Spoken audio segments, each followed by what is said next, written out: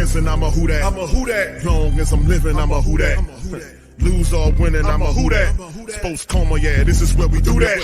Where we do that, where we do that, where we do that, where we do that, where we do that. Boogie like Benson, I'm a who that. I'm a who that. Sports coma, this is where we do that. Where we do that. Welcome, welcome, welcome. Somebody please better help. Running this thing like Elf. I thank God every day I'm not a felt. Go to YouTube Live with Big Q and the guys. If you ain't ride or die, the bandwagon get flipped. Been marching in, that was way for the ring. I was yelling out your shade for the championship. Bucking on Tampa, duck down. Falcons, pluck, get shut down. Panthers ain't much touchdown. The vision really belong to us now. So much hate on the Saints, you could probably tell. Ever since Bounty Gate hit the NFL, when things seem fishy, then you probably smell the crooked referees or Roger Goodell. Yeah, running like this, and I'm a who that. Every day I'm living, I'm a who that. Lose or winning, I'm a who that. It's the sports coma, this is where we do that. Where we do that, where we do that, where we do that, where we do that, where we do that. Boogie like this, and I'm a who that. It's the sports coma, this is where we do that. You're listening to the Sports Coma with Big Q and the guys on the PRO Media Network.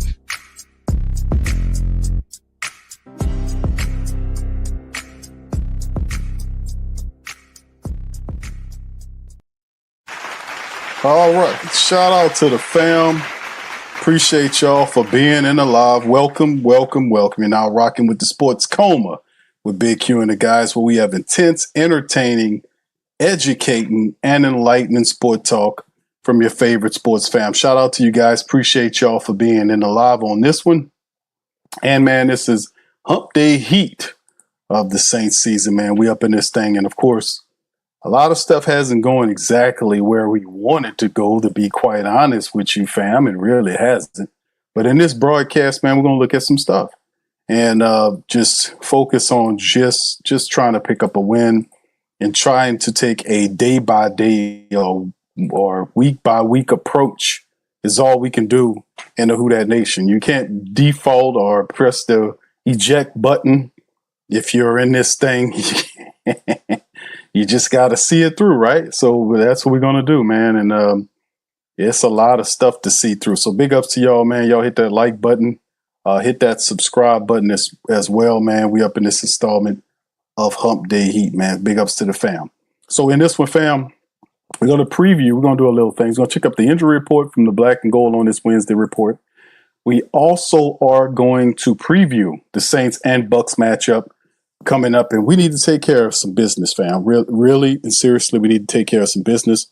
So handling up is going to be a part of it. We'll kind of deal with that today in this episode. We'll go into the preview side of things. We'll also look at who we need to look at for the Tampa Bay Buccaneers, the top players, stats, statistics, what we look like at this point of the season, right? And also, finally, toward the back end of the broadcast, we'll give, during that breakdown, 15 keys to victory, not 5, not 10, but 15 keys to victory that I come up with for the Saints to be able to have success against the Tampa Bay Buccaneers.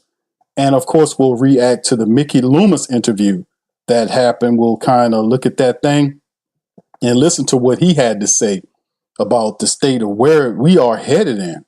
And of course, he never likes to use the rebuild world. But even though that, the Saints have fallen into a hole with Kellen.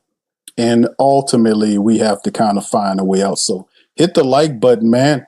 And if you're enjoying this, please feel free to give me a like and the sub button, man. We up in this thing. Shout out to the fam. Appreciate everybody. I see all you guys out there in the chat as we in this episode of Humpday Heat. So anyway, let's get into it, man. The breakdown of it as we start with some of the news and notes of what happened with the Black and Gold. And it starts off with the fact that the Saints, had an issue in terms of the running back situation, and the Saints ultimately did sign a running back. So let's take a look at it. Help is on the way as the Saints picked up yesterday. This was reported on the transaction wire that the Saints has a new addition, Audrey Estime, who is a young running back, just 22 years of age, comes over from Denver Bronco land, right? And we just can't seem to stay away from Sean Payton's players, and getting him here, we'll see what he can do for the black and gold, man. And the Saints brought him in and giving them an opportunity to kind of hit the Saints practice squad. Also, and let's kind of delve into Ostomy, who I hope I'm pronouncing that right, just 22 years old, former 5th-round pick by Coach Payton from the Notre Dame team, was waived in August and initially signed with the Eagles practice squad. Philly released him mid-October nights with the Saints practice squad. The arrival of several different moves taking place. Veteran backup running back Velus Jones was promoted to the Saints practice from the practice squad to the 53-man roster. So in turn, the teams placed both Kendre Miller and Eric McCoy on injured reserve. They're both out for the season after suffering a torn ACL and biceps. Respectfully, both of those guys gone. So what about Estime? A bruising running back, right? 5'11", running back, 5'20", has a very tough demeanor in terms of what he does with the black and gold. And we'll see what he can do and what he can bring to the team, man. But this guy here has a bruising style of running. 5'11", 225, was known for big day potential at Notre Dame, or big play, but timed poorly in the pre-draft workouts. Improved his laser time from 471 or 471 time in the 40 to 458 at the second at the pro day. So Estime appeared in 13 games for the Broncos last year. Was 76 times he carried the ball for 310 yards. That's over a 4-yard average, and scored 2 touchdowns. He also caught 5 passes out the backfield for 27 yards, but also had fumbling issues. Coach Payton had Estime on his depth chart, but pushed him down the rotation when new faces join. He'll need to protect the ball and pick up offense quickly to impact New Orleans. So there you go with that.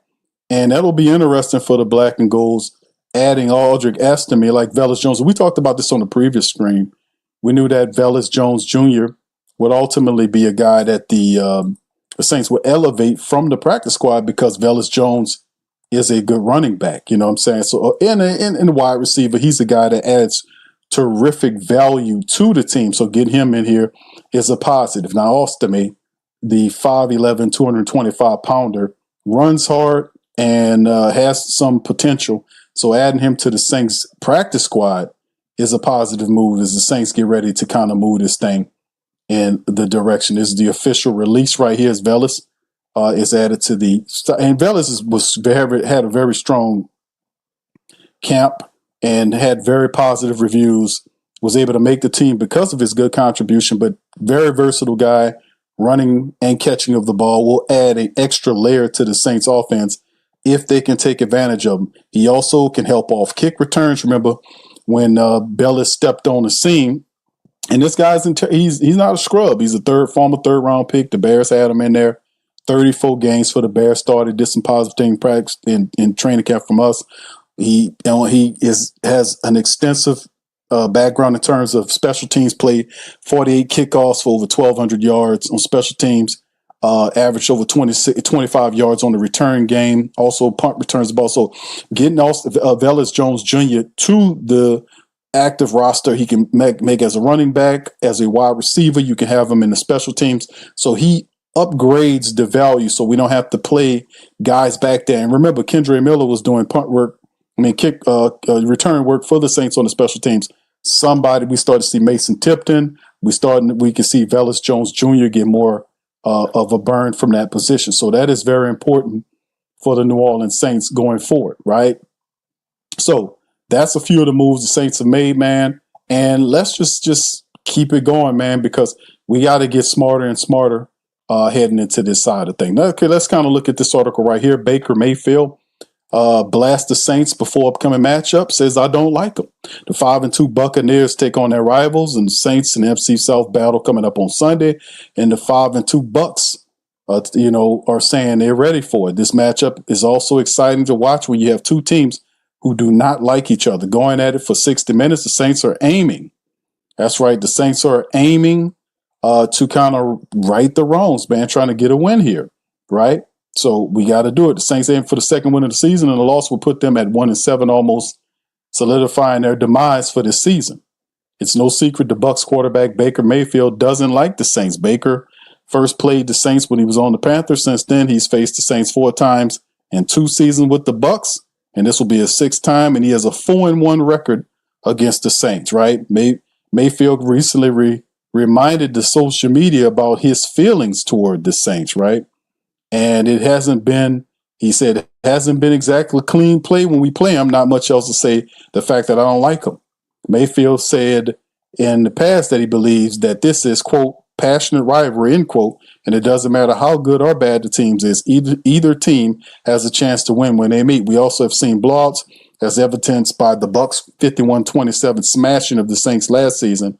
This matchup should favor the Bucs as they are one of the top teams in the NFC, and Mayfield and the Bucs are coming off a loss to the Lions, but they should bounce back against the Saints defense in the 51-27 win over the Saints last season. The Buccaneers took a franchise record almost 600 total yards in the win. Despite an injury to Mike Evans, the Bucs should see a lot of success on Sunday evening. And the Bucs, now listen, I threw this in here before I get to the injury report that we will have to kind of look at, but there's a lot of stuff going on in terms of the injury report for this team. Now, you know, and Baker Mayfield doesn't like the Saints say, hey, we don't have any ill feelings to Baker. I know, we don't know you like that to be kind of hating on. Even though the Buccaneers have done a good job of winning over the Saints, right, and getting W's over the Saints, he's 4-1 in 5 outings against the Saints, and it's our job to kind of smash down on them from a defensive standpoint to do it.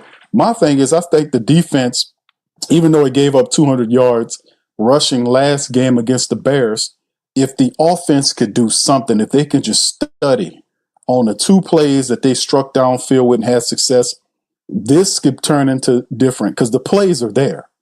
The plays are there. We did the film study this week for our Patreon and YouTube membership family. Shout out to y'all. We did the film study like we do every week. And I've, over the last several weeks, have been strictly pinpointing just the offense, just talking about the Saints offense and how we can turn this thing around, how we can get to the point where the Saints offense is consistently putting up at least 3 touchdowns a game. If we can get 3 touchdowns a game in 4 quarters, and of course you have a few field goals in there, I think that changes the polarity of the game because the defense wouldn't have to be put on the field for that long and exposed, because we're not getting the pressure, right? And it's just not the case. But when the Saints do get stops and happen to get the opposing offenses off the field, the Saints offense, must get in the red zone and they must score. We have to open up our verticality. We have to attack downfield. And like I showed people on the tape, the reason why this is not happening, I've showed all kind of manner of stuff that's going wrong with the tape that I don't know what these coaches are doing, but they have to be really real about what's going on with some of these players that they're just not good. I mean, some of these guys are not good and should be set down. If you're really trying to find out who can play, that needs to happen, right? So anyway, man, let's get into the injury report for today. And this is the injury report that was put up by the New Orleans Saints that lets you know that Chris Olave was DNP'd with an ankle. He hurt us in the game. Alontae Taylor was out with personal reasons, no injury. Chase Young is dealing with an illness. He's DNP'd. But Juwan Johnson had a neck problem. Elvin Kamara had an ankle, and John Ridgway's shoulder is good. So limited on both those players, but do expect them to contribute in the matchup against the Buccaneers on the first week's injury report. Buccaneers have a bunch of people DNP'd right now.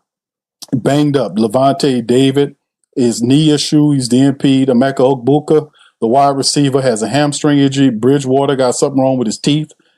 Greg Gaines, the defensive tackle, he's DNP'd. Chris Godwin, the fantastic wide receiver, DNP'd with the fibula. Guard Luke Haggard, DNP'd. Bucky Irvin, one of the running backs, got a foot and shoulder issue, DNP'd.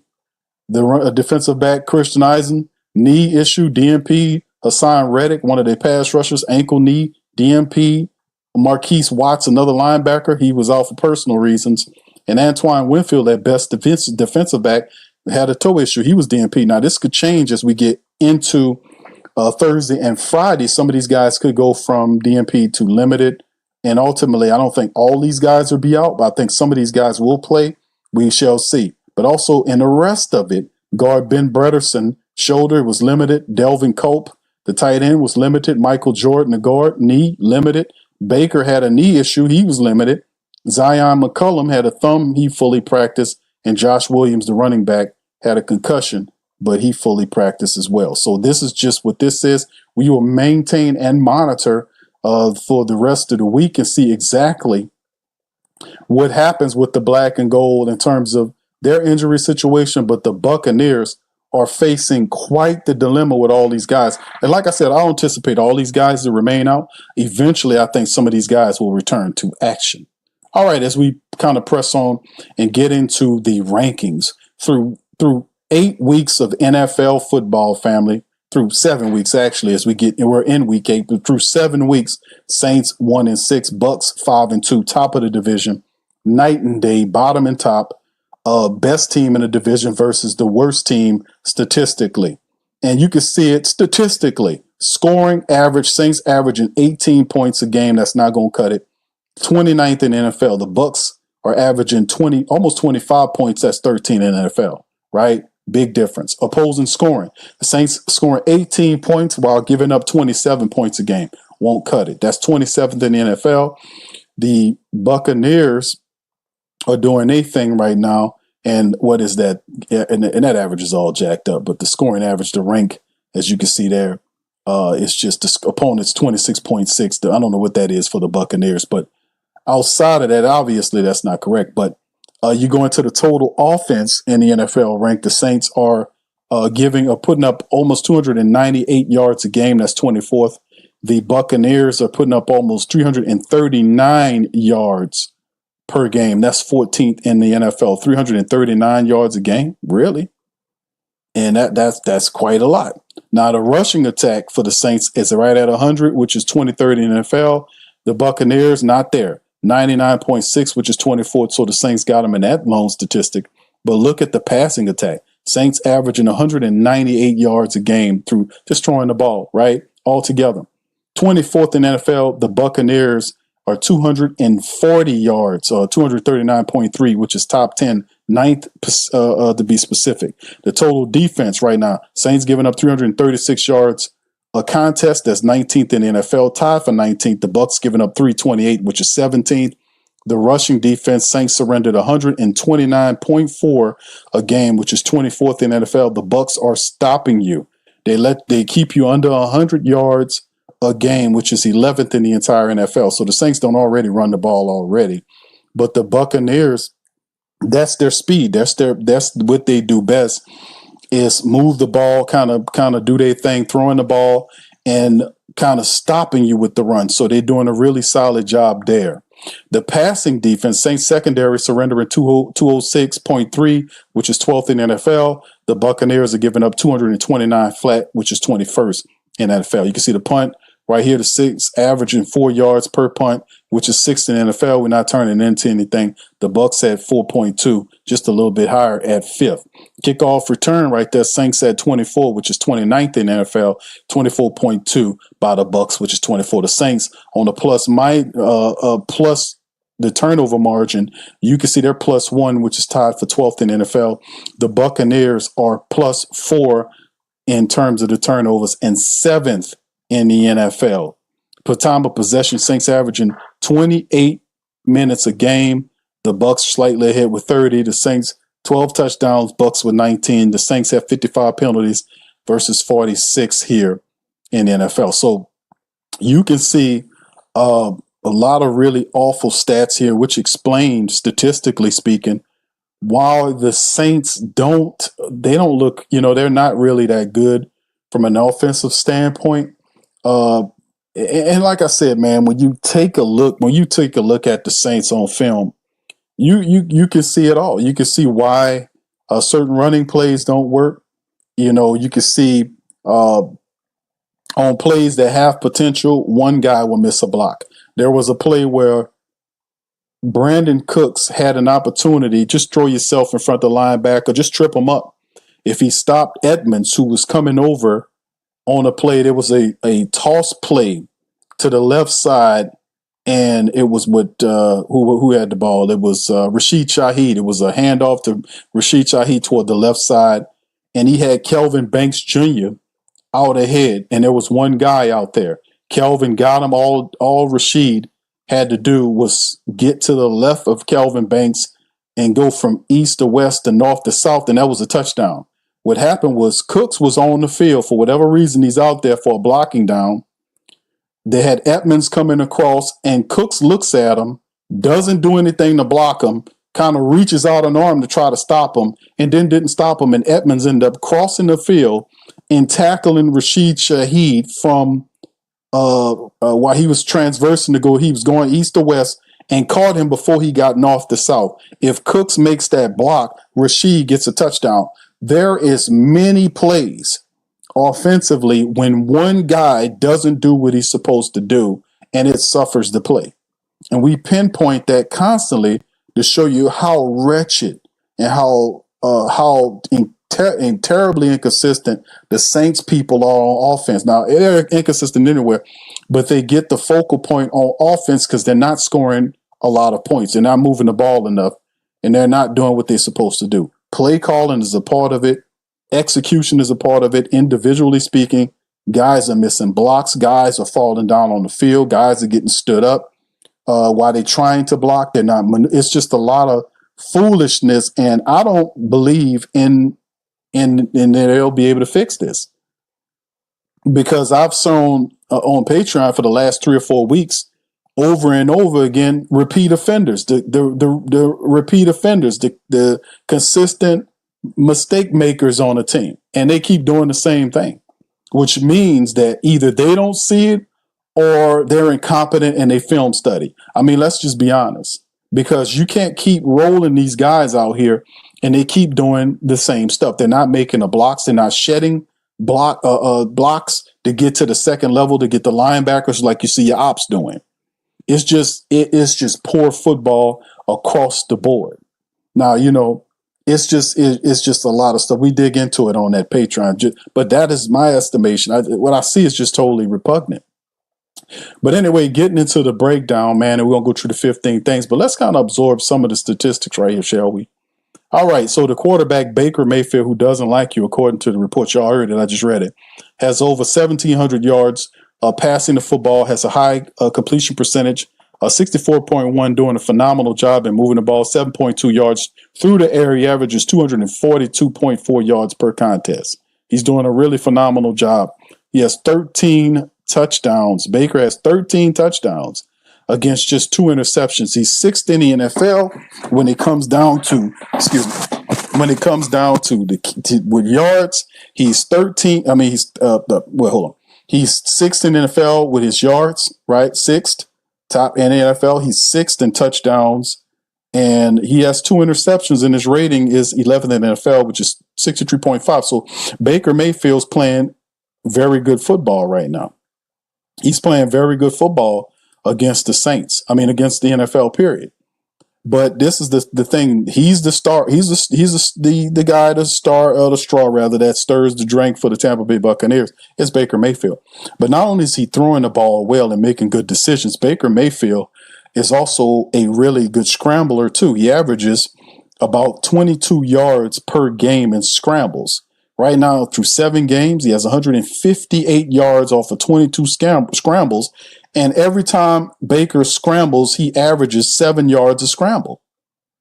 Right? So that is a really good stat. If you're the New Orleans Saints, and the Saints have had their inadequacies in terms of stopping scrambling quarterbacks, I expect that trend to continue. I don't see in the Saints haven't made a real change in terms of philosophy and spying quarterbacks that scramble. They don't spy these guys and they tear them up. They're still rushing 4 guys and not getting home and dropping guys into 10 yards off the wide receiver. They just pick the defenses apart. If the Saints are going to do that type of strategy and not be aggressive in blitz and force Baker Mayfield off his spot, and not when they force him and contain and force him and to move around, there'll be somebody there to make sure he doesn't hurt us scrambling around out there on the field. So I just don't have any confidence in them doing it because they haven't shown me that they can consistently do that for a full game. Scrambling quarterbacks have and will consistently hurt the Saints defense because schematically speaking, they haven't done anything consistently to stop that from happening. So unless they have some groundswell change moment there, I'll wait to see if they will do that. Because we've been talking about that key the whole time. So Baker Mayfield beats you with his arms. He's very motsy. He also scrambles around 7 yards of scramble. You can't allow that to happen. You'll pick up first downs on you and everything. Their top running back is Rachaad White. They have two guys, Rachaad White and Bucky Irvin. Bucky Irvin is currently hurt. Rachaad White's carrying the day. He's a back with 252 yards off of 64 carries, averages 4 yards a rush, and has 4 rushing touchdowns on the year. So they have a very balanced attack. They use White, they use Irvin, and then throw in Mayfield's 158 yards of scrambling yards. They do well there in terms of a balanced offensive attack. Now, their wide receiver game is very interesting because, you got guys dealing with injuries. Mike Evans is dealing with injuries. Chris Godwin is dealing with injuries. So Emeka, who's the Ohio State product, has really stepped up to keep things twisting and turning. 31 catches for 557 yards and 5 touchdowns. This guy has been playing really big for the Buccaneers offense. He has 5 receiving touchdowns right now. And Baker Mayfield loves to throw to this guy. He threw to him 54 times so far on the season. So that's 20 targets more than the closest guy, which is Sterling Shepard.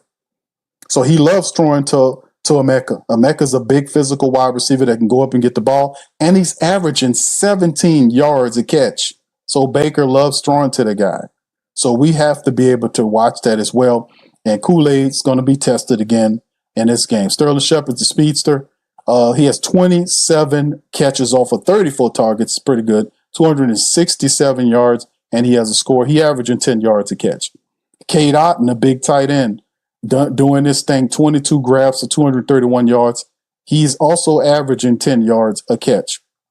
And, of course, then they get down to Bucky Irvin, who had 19. He's banged up. Tez Johnson, another wide receiver, also having it. And they throw to Rachaad White, who also has 19 catches as well. So they're spreading the ball around, but obviously you can see Emeka and Shepard, who's the speedster. Emeka's the possession guy with speed. Cade Otton's the reliable safety, a security blanket for Baker Mayfield. He has a good cast of people. Now, when Mike Evans comes back and Emeka's there, they're going to really, and Godwin come back later on, this team is going to look radically different offensively speaking. For right now, they are dealing with a lot of issues and injuries coming into this matchup in the Superdome, and them coming off the loss to Detroit, they're going to be extra keyed up for this game. All right, anyway, then we get into the defensive side of it, right? We talk defense. Tyke Smith, the safety, is the top tackler, 58 tackles on the season with 2 sacks. Very opportunistic safety that they use in different ways. You have Servacha Dennis, who's another linebacker for them. He has a total of 52 tackles to go along with it. Levante David is missing in the game, so it'd be interesting to see if those guys will be ready. Zion McCullum and all those guys are very opportunistic. Winfield is dealing with issues, so they have a lot of issues that's going wrong with this team right now. A lot of issues and errors that's currently going wrong with this team right now. Levante David and Vita Vea both have 2.5 sacks for the team. Hassan Riddick's also on the injury list as well. He has a sack and a half. So they have guys on the team who bring the pressure. Those guys are dealing with issues and injuries right now. And could the Saints be coming up on a situation where they could take advantage of a team that's ailing, right? We've seen that before, but the Saints themselves have to step out there and they got to make plays. All right, then, of course, we look at the kicker. Chase McLaughlin is the kicker, 14 of 18, 78% is what he does here. And the kicker's some solid special teams games. But this is a good team. This is a good team, and a lot of people pick the Tampa Bay Buccaneers to beat the Saints, and we will see. But anyway, let's look at this. This is a starting depth chart. You see Baker Mayfield dealing with a knee. He should play. Bucky Irvin is out, and you can see Emeka right there is also dealing with an issue. Chris Godwin is listed as out. We talked about Mike Evans. He's already on the IR. He's, with him. Sterling Shepard is good, but like I said, these guys are really good. They average 10 yards or more catch. Cade Otton's there, and they like to use these guys. Wharf, Ben Bredesen is also banged up. Graham Barton, Luke Haggard. They got injuries all over the place. Skilled players, offensive line guys are dealing with issues. The Saints have to take advantage of this. Then you go defensive. You can see Vita Vea in the middle, Logan Hall, Elijah Roberts, Yaya Diaby's there. You can see Levante David and is dealing with issues in Hassan Riddick. Some of these guys they're top guys who represent very important roles for the team. You see Winfield's also banged up. So these guys, whether they play or not, will be determined later on in the week. But still in all, you got injuries. Several different people throughout the lineup for the Buccaneers who are very important to their success are all dealing with injuries and are banged up. Can the Saints take advantage of this injury situation on the Tampa Bay Buccaneers? That's the thing, right? That is the thing. That is the thing we have to see. So let's go to this. The next step is let's transition over until this. Let's get into the 15 keys to victory. If y'all want to read the article in full, it's on whodatdaily.com. Y'all can check it out. The link is in the description section. Feel free to go there and share the article and all that kind of beautiful stuff. So let's get into it right here. I covered it, and let's get into it. All right, here's the 15 keys of victory that the Saints must have against the Tampa Bay Buccaneers, penned by yours truly. All right, so anyway, for the Saints to defend home turf and claw back into playoff position, execution, discipline, and smart adjustments will be critical. Here are 15 keys to victory for the black and gold, right? Number 1, protect Spencer Rattler at all costs. Rattler has shown flashes of brilliance, but Bowles' pressure packages are some of the league's toughest. The Saints offensive line, anchored by McCoy, who's out, and Cesar Ruiz, must win the protection battle and communicate effectively, keeping the quarterback clean and good to go. Number 2, establish a consistent running attack, right? The combination of AK-41 and Kendre Miller being out that usually provide that tempo for you. They'll have difficulties at the Tampa Bay Buccaneers front dealing with Vita Vea and Kalaji Kancey over 4 quarters. They got to hit that 120-plus rushing yard parameter to keep the offense balanced and the defense honest.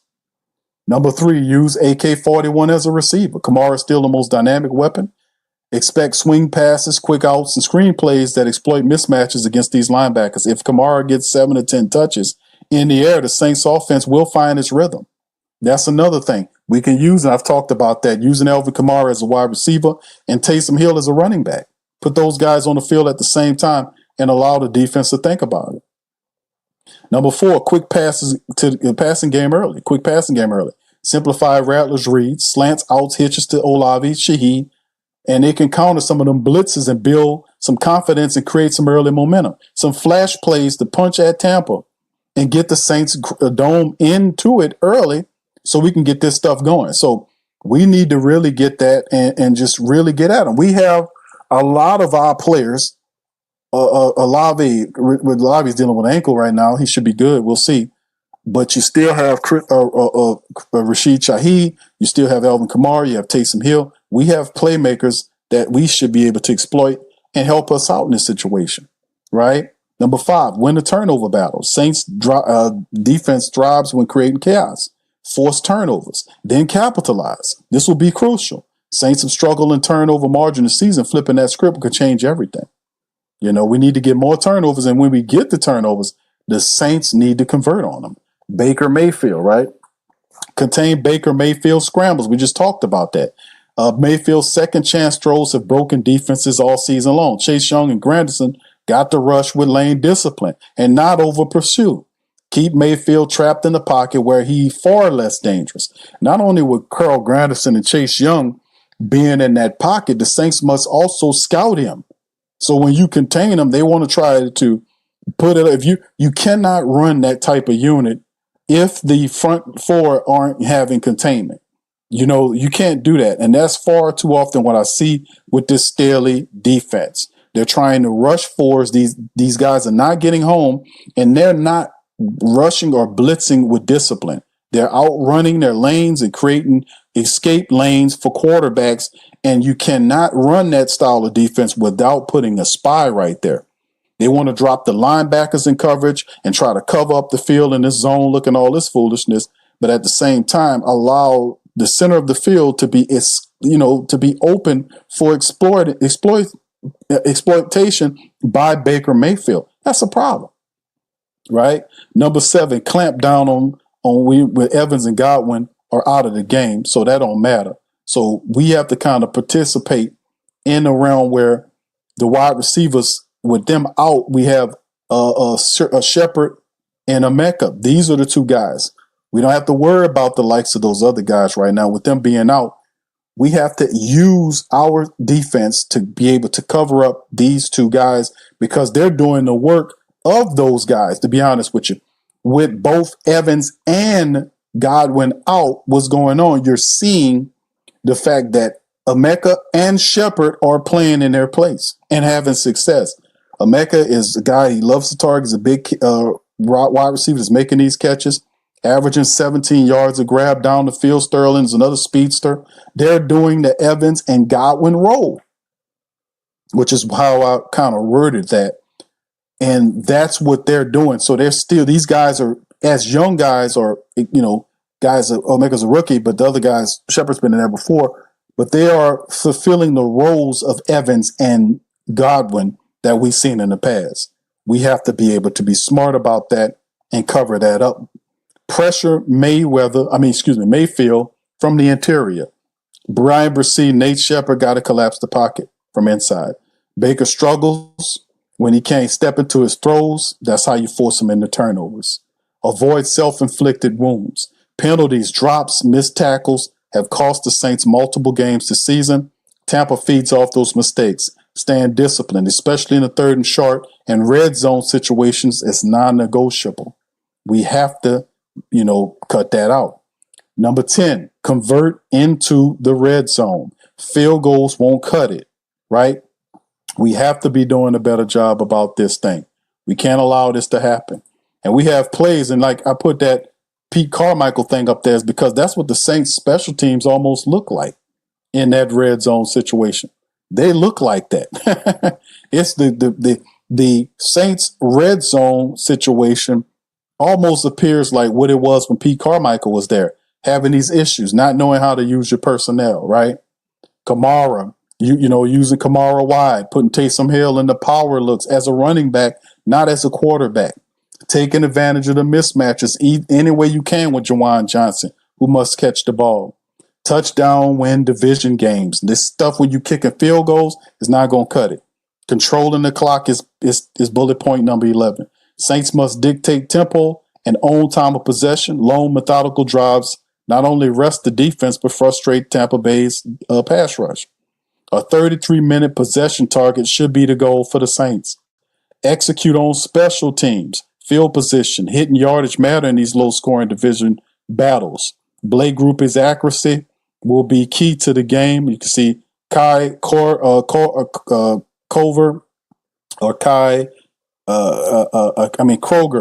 will have to be able to do his thing there and have to punt to flip the momentum. Number 13, adjust at halftime. They have to the Saints adjustments have been a sore spot this season. The Bucs stacks the box and spread them out. If they drop deep, run the ball downhill. The Saints must stay flexible, not stubborn in the second half. And we can't afford to be these guys that don't want to take a shot. We got to take shots downfield and makes the play. Eliminate negative plays. Avoid early sack downs and penalties that kill drives. Keep Rattler and manageable downs in distance, 2nd and 5 or less. And clean football equals offensive flow. Finish strong is the final one. Too many games have slipped away late. The defense must remain aggressive and the offense must finish drives in the 4th quarter. The Saints can't let off the gas and no prevent defense, no conservative play calling. Close it out like veterans. And finally, the formula for victory is simple. Even if the execution isn't, protect the quarterback, feed Kamara, stay disciplined, dominate both sides of the line of scrimmage. If the Saints can combine aggression with efficiency, the Superdome will be rocking and the Who Dat Nation will be happy. And wouldn't it be awesome for the Saints to be able to claim a win against a Tampa Bay Buccaneers team coming into the Dome? They're the top team in the division. It would be nice for the Saints to start off and get a win, the first win of the division, of the division games. Get one against Tampa. The next 4 games will be interesting for the black and gold going forward. Why not get a win against a team dealing with issues in terms of their injury situation? Plus, the quarterback's giving you a little fire too and say that he doesn't like you. So the Saints have to do that. That's my 15 keys to victory for the Saints, man. We got to handle up. We got to handle up. We got to handle up. We got to handle up. All right. So anyway, let's move on, man. Let's jump into the reaction side of the stream, man. Let's react this. Now, Mickey Loomis had an interview recently with softball Mike Hoss about the direction of what's going on with the Saints.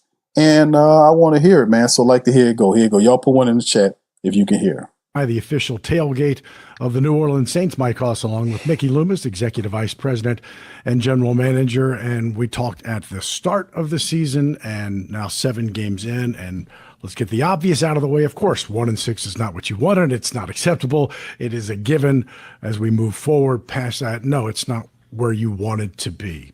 Given that, because we haven't had a chance to talk to you much, what is kind of your assessment of what you've seen out there? Yeah. Well, first of all, it's hard to get by the record, right? Particularly if you're a fan of the team and you have a lot of passion about your club, then being 1-6 isn't very much fun. It's not very much fun for us either. And I would say we didn't expect to be 1-6, but we also recognize that in a lot of ways this was going to be a development year. Playing a lot of young players. We got a new coaching staff. Trying to identify and develop a quarterback. And so there's been a lot of good things, but it's hard to look past the results, like I said, especially if you're a fan of the New Orleans Saints. And I guess that's kind of what... Okay. All right, let's stop it right there. Now, Mickey Loomis, to me, is, y'all know how I feel about Mickey Loomis, man. And, yes, it's hard to look at, but this is on you. All this is on him. I mean, the guy it's been really terrible. His leadership is a joke. He's not accountable. And it's just what it is. Now, all of a sudden, when they were talking about, we're going to win some stuff. And now when it turns out that they're not winning anything, it's all of a sudden a developmental year. And the fact that he's talking about it's kind of hard to look past the results, I would have to agree with you. Yes, it's hard to look, because he's usually the guy that's advocating for you to look past the results. This guy, he's the one telling you to look past the results all the time. He's telling you to look past the results and, don't look past the results. Don't believe your lying eyes, that kind of guy. It's just really interesting to see where the team is. And of course, it does no really good to spank Mickey Loomis in terms of searing critique, because Gail Benson continues to spend and make millions of dollars off these franchises to the point where she's so blind to what's going on with the team. As long as she continues to make money, she don't care how these teams are ran. Now, she'll get pissed off with you when you hear from us and then it affects her bottom line. Then she'll do something about it, but she ain't going to delve in. She's not going to do like what some of these people would do, like actually hire a group of people from outside the organization, come in and hire respectable football people and let them make the decision, because you don't know. It just keep doing the same thing, wash and repeat, wash and repeat, wash and repeat. Things won't change until she's gone, until she sells the team or get from up under the team. And the crazy part about it, Gail is, and she's up in age. She doesn't have any heirs. So at some point, something has to happen there. But in the end, man, these teams, especially the Saints on her leadership, has been a complete and utter disaster, man. Here is that what fans want to hear is that you feel right players in the building, right coach in the building, and things are going in the right direction, irrespective of the record. Yeah, I definitely. Another thing with Mike Hoss is just ask the damn questions.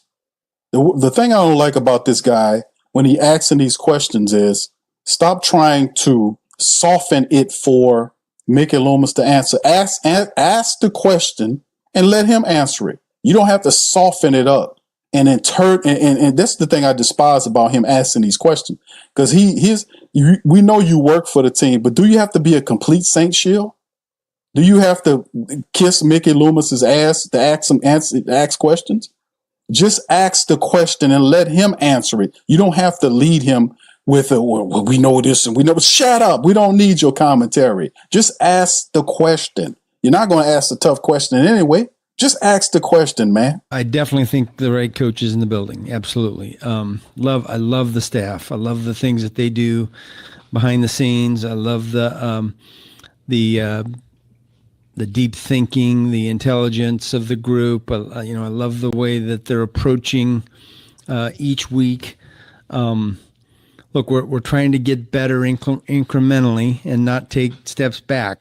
I like the development of a lot of young players, and sometimes, just because someone's been here for a couple of years doesn't mean they're not a young player. They're still developing. Guys like Chris Olave, who is coming into year 4, Rashid Shaheed, those guys are still improving every year, and both those guys were hurt and missed a large portion of last year, so they were a little bit behind in that regard. But the young players, the draft picks, I think they are what we expected, and even more in a lot of ways. And so I think there are a lot of positive things.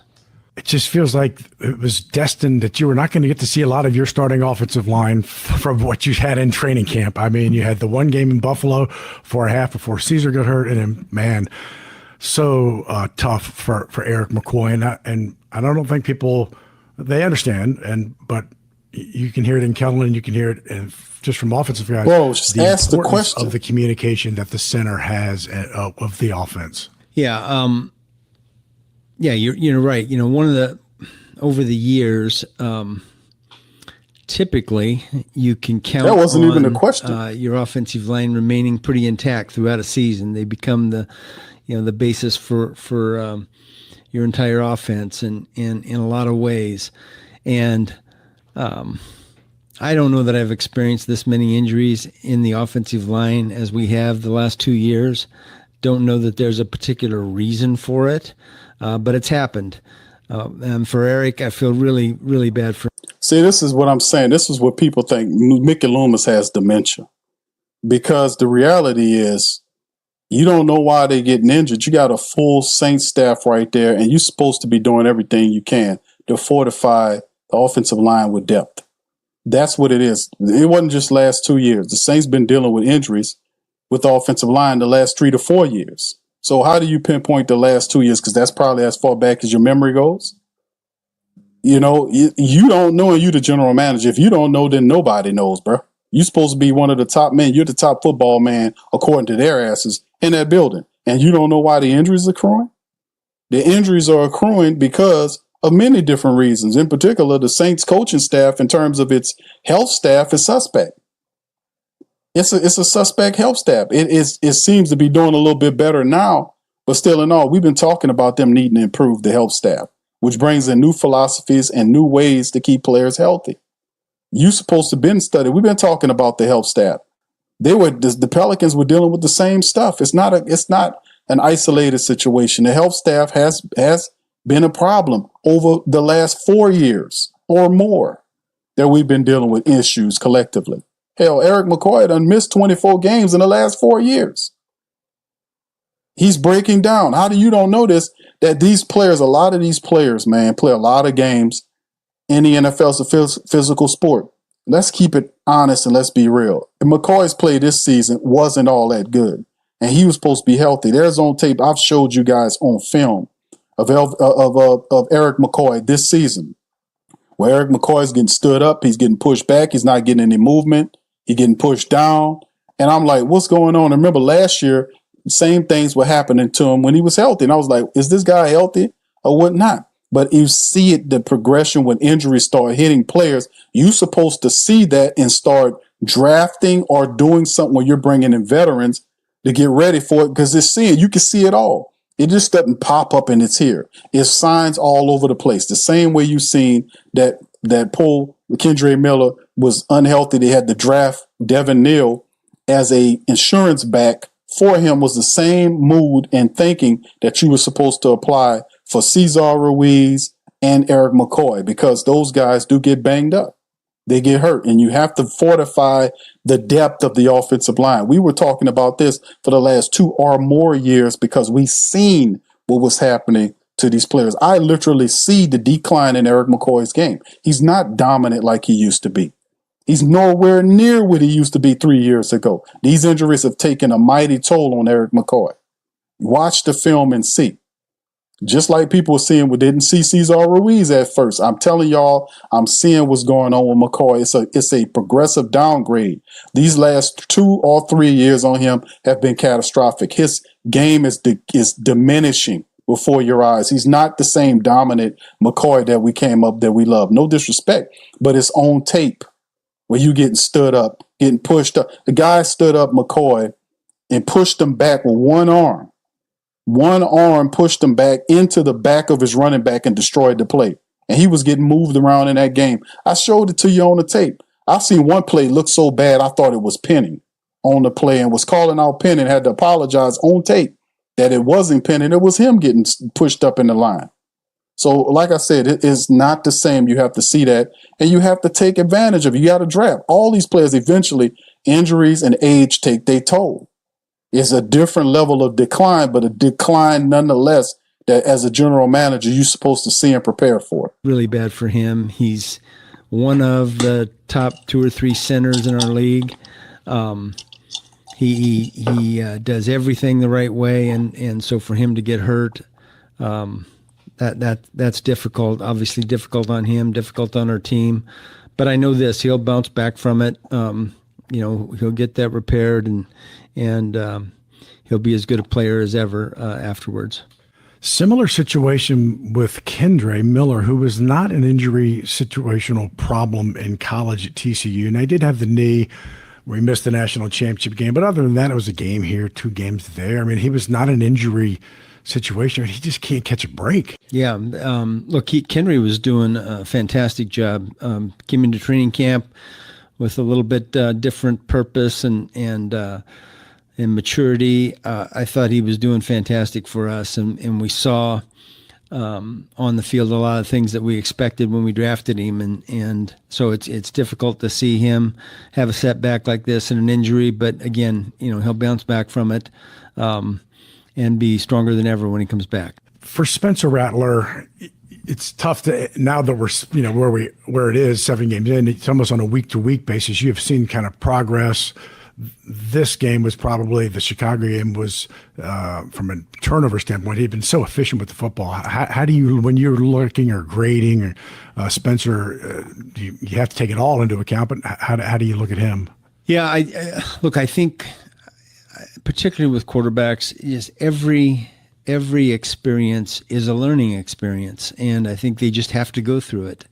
And there's growing pains, and you're hoping that you can be good enough in the run game, you can be good enough defensively and in the special teams to win a lot of games, to win games while you're developing the quarterback and you're waiting on his development. And so that hasn't really happened. That's, the reason for the record. I think Spencer's made a lot of progress. He's done a lot of really good things. And the hardest thing to do in sports is be patient, while your guys are developing, but that's what we have to do. We don't have a choice.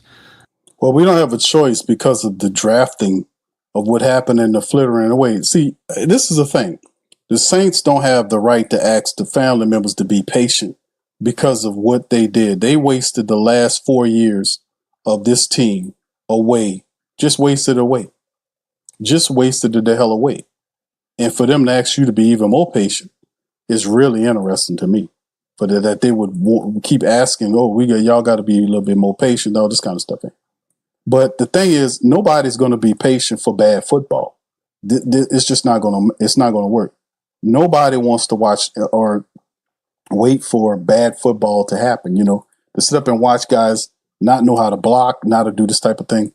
We know we don't want to see that. We really don't want to see that. So It's going to be interesting, man. That's all I got to say about what we see here with this team, man. I just find it so very fascinating with Mickey Loomis's answers, right? His answers about some of this stuff about being patient with these guys. And ultimately, I just want Mickey Loomis to pay for the decisions, these bad, horrible decisions. And then the guy just pivots away like a little skunk. He pivots away from bad decision making. He the little rat when you try to catch him. The trap snaps and Mickey Mouse furthers away with the cheese in his mouth. He's consistently allowed to, to be able to get away from these, to get clear of these type of accountability. I just find it really interesting, man, that a guy can get away with this, man, and not be brung, or not chastised by leadership.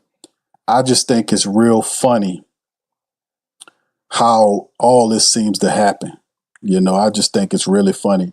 Mickey Loomis has been screwing up here for years. He's been thumbing his nose at the mighty Who Dat Nation. And I just want him to pay. And it won't happen with this woman running the team because she don't know what she's doing. He knows that she don't know what she's doing. And this sucker got the best job in the NFL. He just sits on his ass. He got a owner that don't know anything. And the moment she sells this team, he gonna retire because he knows the jig is up. But it's real sad, man. I think what you just said is exactly right. He's done a lot of really good things. This last week was probably a step backwards, but I'm anxious to see how he bounces back from that and how we bounce back from it as a team and rally around him. There's not really a question here. It's just an observation for me because I think it's kind of unusual. Keep it, bro.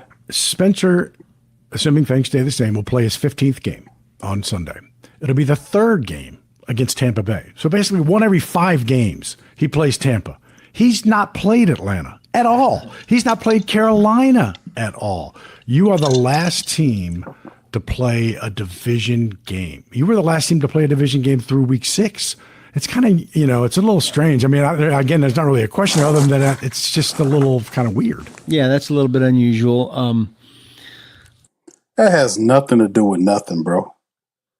It really, that was not deep. It wasn't nothing, bro. That has nothing to do with anything, bro. I think at this point it doesn't. That's what I'm saying about Hoss interjecting these horse shit commentaries, man. Just ask the questions, bro. You don't get Mickey Loomis enough already. We don't need you up there making stupid ass points that go absolutely nowhere.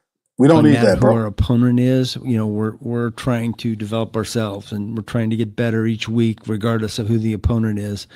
And so, we've got another opportunity this weekend against Tampa, against a good team who's been on a roll the last few years, and it's interesting to see, Baker Mayfield's development. He's an MVP candidate right now,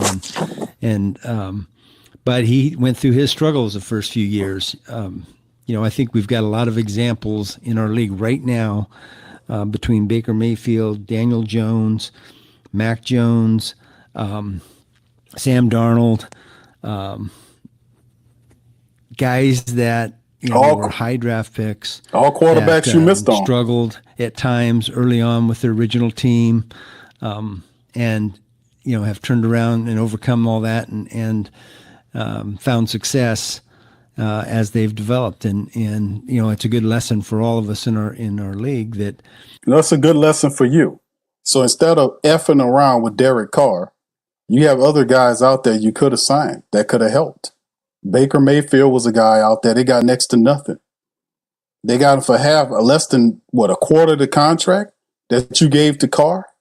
And them two, since he's been over there after Tom Brady left, who's also a guy that Mickey Loomis whiffed out on, waiting for Drew Brees. Tom Brady wanted to come to New Orleans. He even admitted to that. That's why he stayed extra to kick the Saints' teeth in for passing over him. For an outdated Drew that was supposed to be gone 2 or 3 years, you're waiting on a man. Man couldn't even throw with his arm. That's Mickey Loomis did that. He passed up on Baker Mayfield giving them a shot for next to nothing. This is what this guy does. And then sit up here and later on give compliment to those guys. But I thought the guy just is uncanny, man. Most of the time it takes patience and development for these quarterbacks, and they're not instantly successful like Pat Mahomes was and like Jaden Daniels was a year ago. And it's part of the deal in the NFL. Need to take a quick. It depends on where you're putting them at and how you're using them. The Washington Commanders have implemented Jaden Daniels into their offensive system supremely. They knew what they were getting when they got him. They got a guy that's smart. You give him some weapons, and you transform the offense in his favor. You take from him, what do you like to do, what you like to do, and you wrap that offense around him like a well-tailored suit. Not force him into some old scheme and say, we want you to do this, that, and the third. That is not what's going on here. So I just really question anything Mickey Loomis says. That's Kellen Moore. Was he basically like he is now when you interviewed him? I don't know that I've seen a rookie coach come in and be so even-keeled, no highs, no lows, work harder, get better, work harder, get better. Was he kind of like that through the interview process? Yeah, I think he was. Bro, what kind of questions are these, man? I mean, I don't think he was. I know he was. We're 1-6, dog. How about what are you going to do? Why is it this? Why your draft picks from the past didn't work, Mickey Loomis? Because he doesn't go anywhere we can get interviews that challenges him. He hired a shill who works for the team to sit up here and throw out a bunch of comments in the forms of questions and softball his path and lay down soft turf for him to walk upon. Doesn't ask anything hardcore to what's going on, what people want to know, because Mickey Loomis is not available for people to ask questions. If I put the request and they turn the request, he ain't gonna want to talk to you. He ain't want to talk, and he deserves to be out front of why this team is 1-6. The draft selections, the depth of the team. You sit up here asking for patience on the back of 4 straight years of losing, and the team sitting up at 1-6. It's just, where is the punishment for Mickey Loomis for the bad decisions that he made? Does he get to walk on a bed of lettuce forever and not be challenged or chastised for the stupid stuff that he did? Does he? He's very reflective, very thoughtful in the interview process.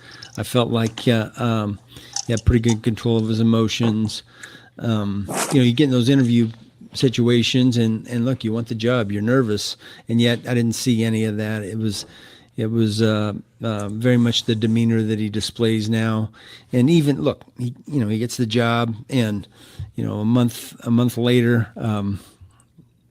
the whole injury and the retirement of Derek Carr happens, and that's a big curveball for a new head coach. And yet, boy, he just was really calm demeanor during that period of time. There was no panic about it. Just okay, let's develop our next plan. What do we have in the building? What can we go get? First and foremost, the reports were coming out that he didn't want to take the job because he didn't have any security at the quarterback position. It was a point of contention with Derek Carr as the quarterback. That was reported by Deanna Rossini and several other insiders about what was going on with the Saints. Right? That's what they were talking about. Him like, okay, we're gonna let you take your own quarterback, that sort of thing. That's why Shuck is here and all this kind of stuff. And the Saints were happy going in the direction of a new quarterback, because even though Kellen Moore would speak politely of Derek Carr, we knew that his stay with the Saints wasn't going to be a long one, based on how the team performed with the money they gave him and how up and down the team was. We talked through a lot of scenarios, and I like that about him. He's a problem solver. And he's a quarterback, right? And so, He a problem solver. He got a lot of problems to solve. He need to get the problem solving, brother. So, he's got a lot of people on this staff, but I think the team will feed off of the no panic, right? I mean, they sense that. Yeah, absolutely they do. And, I think, this is where, the veteran leadership of our team, what leadership? The guys that have been here and been big contributors over the years and helped us win a lot of games, their demeanor, their attitude, their leadership has been really important. What leadership? Loomis? The team is 1-6. It's showing you that there is no leadership. What are you talking about, bro? When there's no leadership. There's no leadership here. Comes out and the guys on our team come out and say, look, they understand the struggles we're going through and that we're trying to win games and we're developing, and yet this is where they want to be. That I think that's a good message. I think this is where we want to be at a 1-6 ass team. The guys are struggling. It sounds like a bunch of excuses to me, bro. People that's used to winning don't like excuses, bro. And what the Saints have is a case of check cashers. That's what they have. There is no, at a 1-6 team, there is no veteran leadership going on here as a 1-6 football team, fam. Let's keep it honest. Let's keep it honest, man. The veteran leadership would show up in the clutch moments of the game to tell the young people what they need to do and what they don't need to do. That's what having leadership, good leadership, is about. The Saints don't have good leadership right now because the veterans who he's talking about are not doing what they're supposed to do. From the Eric McCoys, the Demario Davises, the Cam Jordans, the Justin Reeds, whoever you want to call leader on this team, they're not handling their business to be 1-6. Nobody's getting upset. You're talking about not panicking, man. There's no sense of urgency with this football team. There's too many mistakes being made. The coaches are not pulling guys off the field that are making repeated mistakes on film every week, and they're still allowed to play. They're not pulling these guys off the field of play. And we're constantly seeing that. This idiot doesn't know anything because he doesn't do real evaluation work. If he did, he would be down there challenging Kellen Moore to take these players out of the game that are underperforming, that are constantly making mistakes every game. The Trevor Pennings, the Cesar Ruizes, these guys make mistakes constantly. And they need to be pulled out of the game to give other people an opportunity to play. If guys are dropping passes, they need to be removed. If guys are missing tackles, they need to be pulled out of the game. That is a bad message on a 1-6 team, that if you're allowing guys that's dropping passes, fumbling, stumbling and bumbling, and all this other stuff to keep their jobs, that is a bad message to a 1-6 football team. You need a shock of reality. Sitting up here thinking that we about to go on a 5-game losing streak ain't it. Oh, you heard what he said. We're good where we are at 1-6. Man, that's not the type of temperament that you have to turn this sort of thing around. You have to be fired up and pissed off and not sit up here with this placation talk, bro. That's not going to cut it. It was probably a testament to my next question in that we spend a lot of time talking about the offense, and yet it's really defensively with Brandon Staley, who is really kind of changing schematics and moving, different things around, different pieces around into a scheme and the people that he wants for his defense. And so, it's a growing process there, but we spend always a lot more time talking about the offense than the defense, but there's a lot of growing challenges there as well. Yeah, there is. And when you change schemes and you change the way you're doing things defensively, every position doesn't have a perfect fit in terms of players. We've got to develop that. We've got to understand that as a personnel department, what our coaches are looking for, and then go and get that for them. And that's not something that happens in 1 year's time. So you mean to tell me, with Demario Davis and Pete Werner and all the people that Mickey Loomis gave contracts to, don't have enough from a defensive standpoint to operate Staley's defense effectively now? Cam Jordan, Granderson gave $51 million to Chase Young, paid Peyton Turner. I mean, not Peyton Turner, Pete Werner, paid Justin Reed, paid these guys, played Isaac Yiadom, and put these guys in there. Now he's saying that that's not going to, we're not going to do it in a year. Now, remember the rhetoric was that they have enough to win right now. That's what Loomis was saying at the start of the year. See the pivot to save his ass and then scurry away and run away from responsibility? Just say one thing and then at the end of the year say, you know what, I'm going to do this. I'm going to come back and say a completely different thing. No accountability. No accountability whatsoever for what's going on with this football team. They say, well, we just simply don't have the players. You have the players. That's the wrong message. But he's scurrying away and mousing off somewhere in a hole in the wall where he belongs, or a hole in the ground where he belongs, because he's not going to take responsibility for the people he hired. And not only that, but the fact that he needs to go to them and tell them certain things, but he's not going to do that because he doesn't know that to do. And he's going, like I told you, when Mickey Loomis hires you, he will lie and cover up for you because he lazy. And if he needs firing, you mean you have to go back and hire somebody else. He don't want to do that. The Saints team right now have the talent to win. They really do. If you look at the film, this is bad play calling, bad decision making, poorish angles, and we need a shitload of accountability on these players. The captains, the veterans, I've said this over and over again, family, the veterans have failed the Saints football team. It's not all these young guys. It ain't all the Spencer. Spencer's still learning. We know Spencer needs to stop staring people down and go through his progressions better. That's how the ball get picked off. We understand that he needs to kind of push the ball up the field and get a grander look up the field when he needs to. We understand that the big point of the major thing is the fact that the offensive line does not move anybody out of the way. They just stand people up. They do not resituate the line of scrimmage. They do not push people or blow people off the line collectively. The overall IQ of the team with misplays, bad angles, the fact that guys don't know who they're blocking, guys won't block guys when you see them coming. This sort of thing, and accountability has to be made. When you make a bad play to hurt the team, you're going to lose play time. None of that is present. No accountability exists on this team. That's why they're 1-6.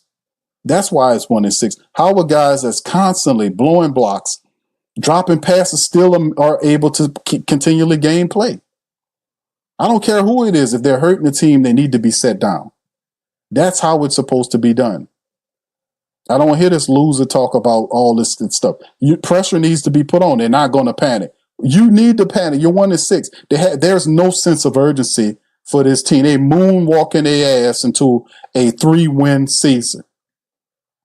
And then all you're going to see this dude do, this dog going to disappear for another 6 weeks and then come back to the mic with another softball interview from this guy who ain't even asking questions. He giving hypothesis, and then on the back end hands the mic over to him. It's just this is a joke, man. That's going to take a little bit of time. But that being said, I think there's some really exciting things on defense that are happening. Like what? The young players that are developing and making plays. The guys up front in the middle of our defense that are adapting and doing some really good things. So Shepard? I'm pretty optimistic that the defense is going to be a strength of our team in the future. The youth is there, but Sanker, gets kind of shoved in there.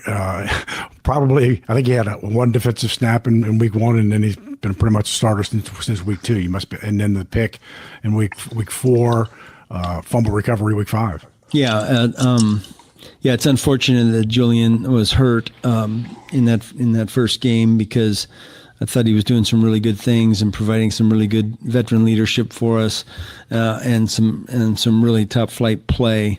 But Jonas has stepped in. He's made some big plays. He's made some young player mistakes at times, but he makes up for it with his athletic ability, his enthusiasm, and I think it's been a big help to have Justin Reed back there next to him, someone that's really smart player, has seen everything that this league has to offer, and can help his development. Our coaches Terry Joseph and Grady Brown and Peter Genta in the back end there. They've got a really young group that they've got to really coach up to the best of their ability, and they've done a great job with those young guys, and that's not an easy task. Galante and Kool-Aid become the elder statesman in the quarterback room pretty quickly. Quincy Riley, same thing. I mean, you're going to take your lumps, right? That's kind of unfortunately how you learn in this league, and it's how you respond. Yeah, this dude sit up here agree with him. Let's ask the fucking question. I'm sorry, man.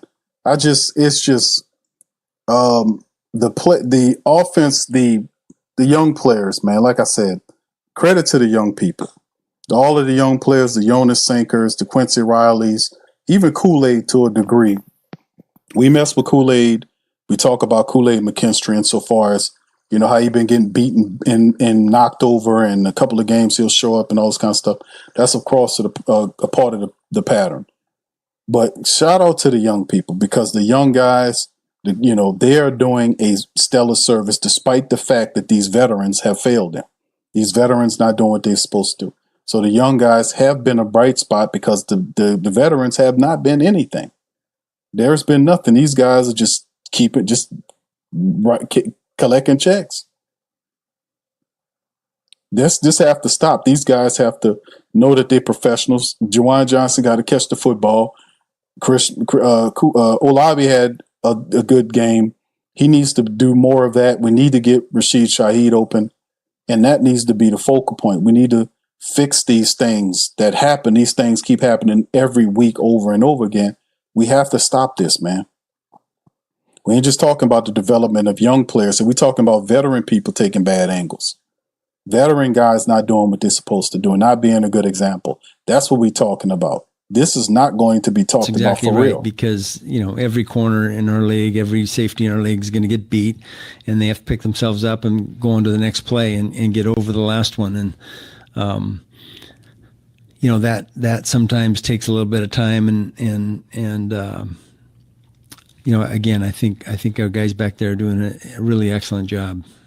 Yeah, and this is kind of, it used to be when whoever that number one pick, if it wasn't an offensive lineman, it would be a daily focus.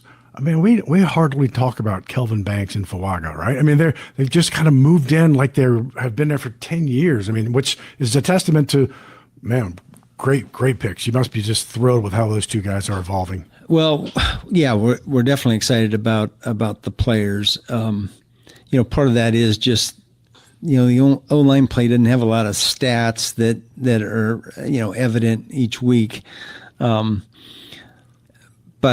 look, we've watched them develop. We've watched Tally go from left tackle to right tackle over the course. He went from a college right tackle to an NFL left tackle, back to right tackle, and didn't really miss a beat. Excited about him. We were excited about him last year, just as excited about him this year. And Kelvin's come in and done a great job. Part of our evaluation was that he was an absolute great teammate at Texas, and he's been every bit of that here as well. And so we feel really good about about those two guys, as well as the rest of our offensive line. As long as we can, keep them on the field and keep them healthy, it'll be a strength of our team. First and foremost, to be honest with you, Kelvin Banks and Tali Fuaga is still learning. They're still learning players, right? We know that. So that's not an issue at all. Those guys they're making their mistakes. I've seen them get beat. I've seen them get pushed around a little bit, but that's a part of them learning, right? We've seen Tali hurt. We've seen Kelvin still learning. They have the excuse of youth. They have been doing, those guys go all the way out. The issue I'm kind of perturbed with is the interior offensive line, which has not been the strength. These guys been in the league for at least 4 years. Cesar's been in there for 5 years, I want to say. Penning is in his 4th year, and McCoy has been there for 7 years, for 6 years, whatever it is. And it's not working, man. They're not moving the pile. They're not pushing. They're not moving the pile. And it is not a strength of the team right now.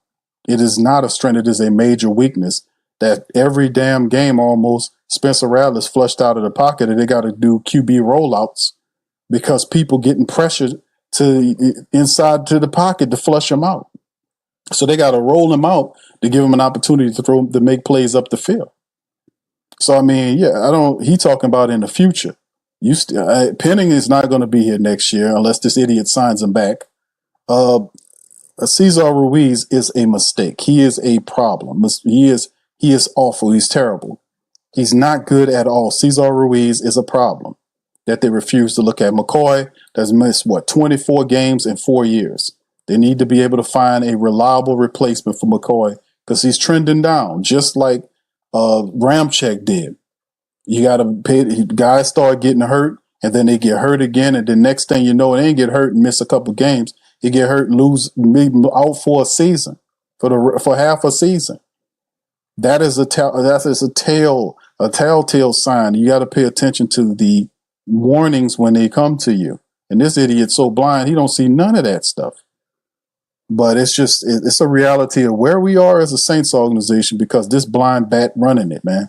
Prospects in our building, and we'll see eventually how that shakes out. But it's just about development right now, and just about development right now. Family at first, we was about competing and winning right away. Now it's about development. The dude refuses to use the rebuild sign, so he says development, which is the same thing. I think that's going well. Trade deadline on November 4th. Michael Parrington's birthday, by the way, is November 2nd. We've had this interview a few times. It's without getting into the nitty gritty. You have 5 picks, if I'm correct, right now as it stands for 26. And if this is a building, I don't like the word rebuilding or whatever, it's a building time for this team. Is it possible to say if you're going to be a big player, little player, don't play? I mean, how do you look at the trade deadline? Yeah, I don't know that we go in with any particular philosophy about the trade deadline. Here's what happens is that, the teams that aren't doing well, everybody presumes they're sellers.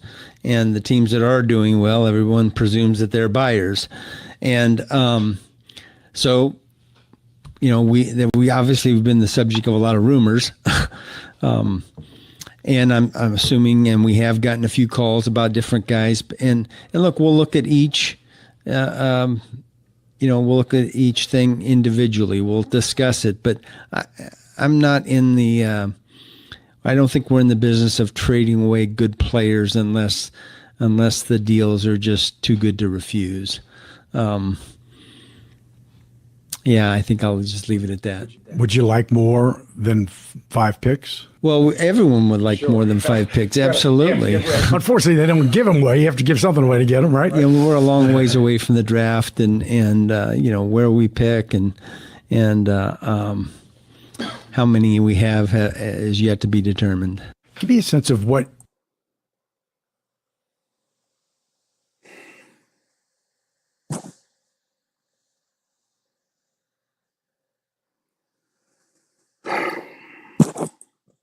your time is like, because you've got, Jeff working the colleges. Man, we're getting close to November. That's really kind of heating up.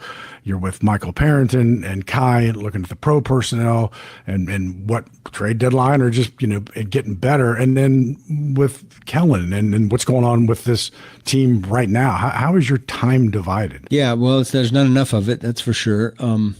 And it's all of those things and another 100 things too. So everything, like what? Every day something comes up that we have to address that has to do with, the current roster or, things that may happen in the future, contracts that we're contemplating, free agency that's going to come up this thing. There's just a lot of things that we're dealing with on a daily basis, and look, we're trying to support our coaching staff and give them every bit of support that we can give them in terms of advance reports, daily information. There's injury issues that we have to deal with, so there's just a lot of things, Mike. It's too hard to just describe a single day because every day is different. Football's a crazy game, man. Y'all believe that, man? Had Mickey Loomis has got all this stuff. He got all these assistant coaches running around doing this work, and he talking about 100 things. The team is 1-6, bro.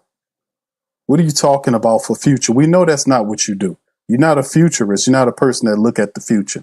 And he's talking about contracts. There's only two people that you could be dealing with, that you could be talking about with a contract with.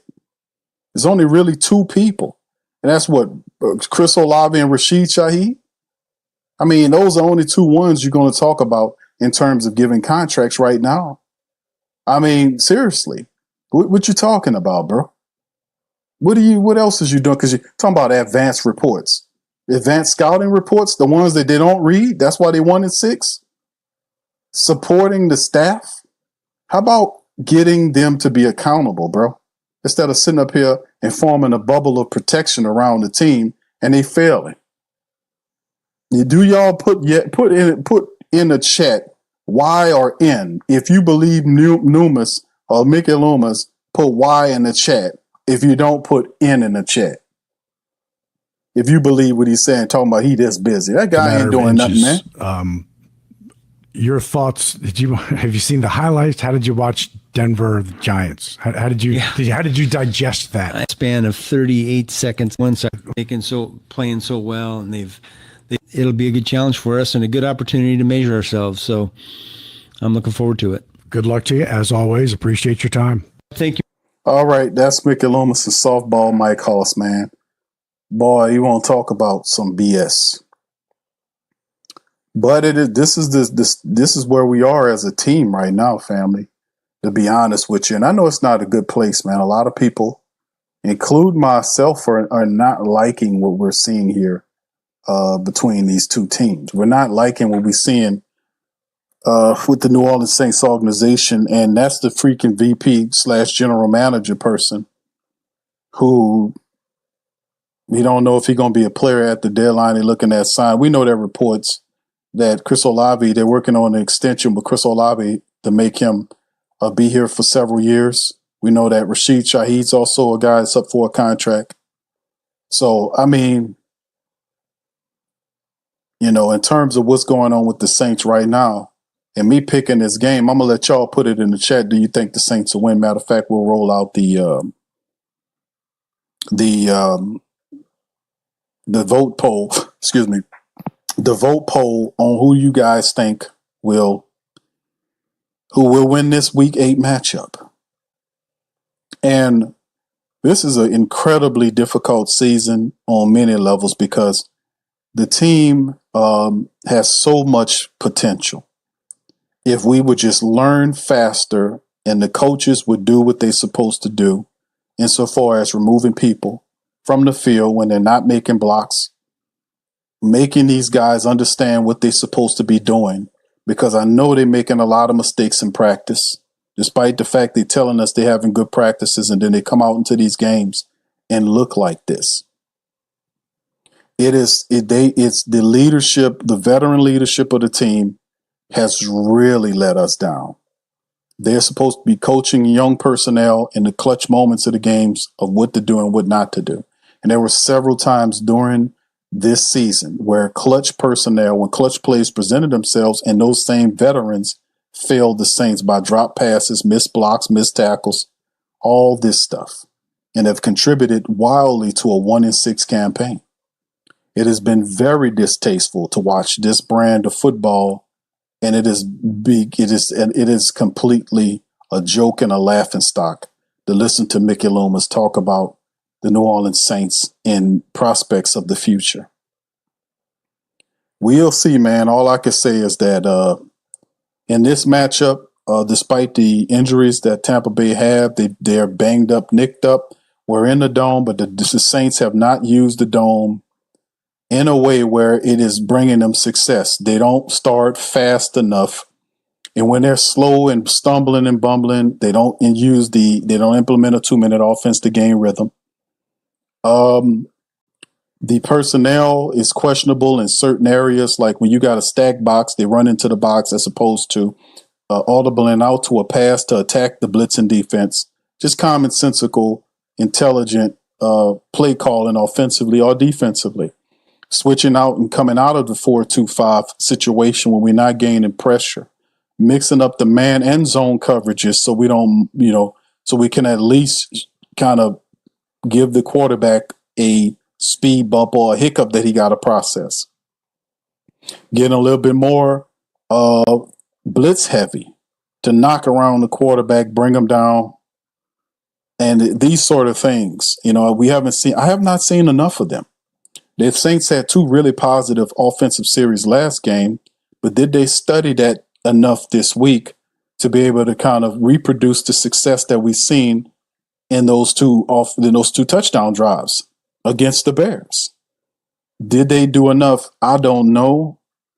Time will tell how this will play out, but like I said, we're in the midst of funk, and there's no turning back. Whatever they're going to do, we're going to be here to monitor it and watch out for it and look at it horribly.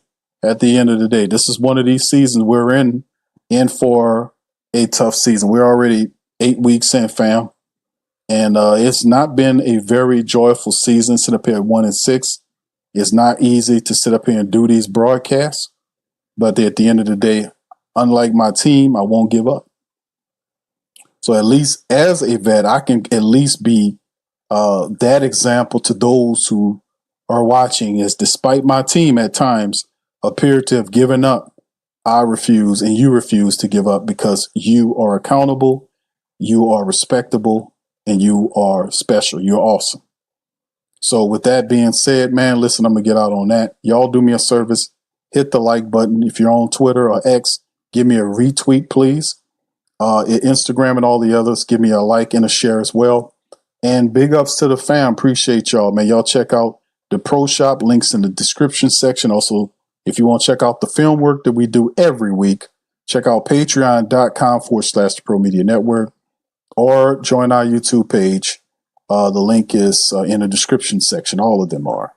So check out the whodatdaily.com for all the latest news as well. And listen, fam, check out our awesome sponsors that's in the description section. They help with the production in terms of the finances of the broadcast. And your support shows our sponsors that we get the love needed to push or be powered through.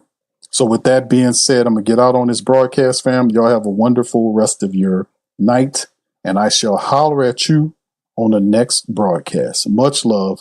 Peace. Who dat? Yeah. Boogie like Benson, I'm a who dat. I'm a who dat. Long as I'm living, I'm a who dat. Lose or winning, I'm a who dat. Sports coma, yeah, this is where we do that.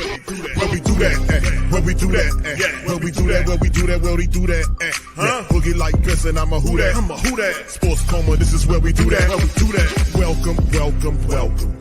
Somebody please better help. Running this thing like Elf. I thank God every day I'm not a felt. Go to YouTube Live with Big Q and the guys. If you ain't ride or die, the bandwagon get flipped. Been marching in, that was way for the ring. I was yelling out your chain for the championship. Fucking on Tampa, duck down. Falcons, pluck, get shut down. Panthers ain't much touchdown. The vision really belong to us now. So much hate on the Saints, you could probably tell. Ever since Bounty Gate hit the NFL, when things seem fishy and you probably smell the crooked referees or Roger Goodell. Yeah, money like this and I'm a who dat. Every day I'm living, I'm a who dat. Lose or winning, I'm a who dat. It's the sports coma, this is where we do that. Where we do that, where we do that, where we do that, where we do that, where we do that, Boogie like this and I'm a who dat. It's the sports coma, this is where we do that. You're listening to the Sports Coma with Big Q and the guys on the PRO Media Network.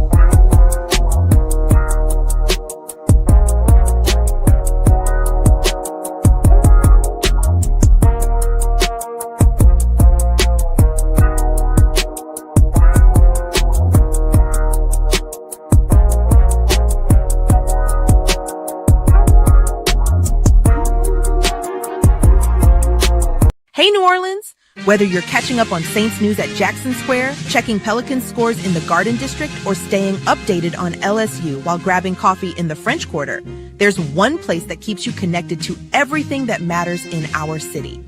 From Bourbon Street to the Superdome, from Preservation Hall to the Riverfront, New Orleanians are staying in the know with the whodatdaily.com, your daily source for Saints, Pelicans, LSU, and all the sports, music, and culture that makes our city special.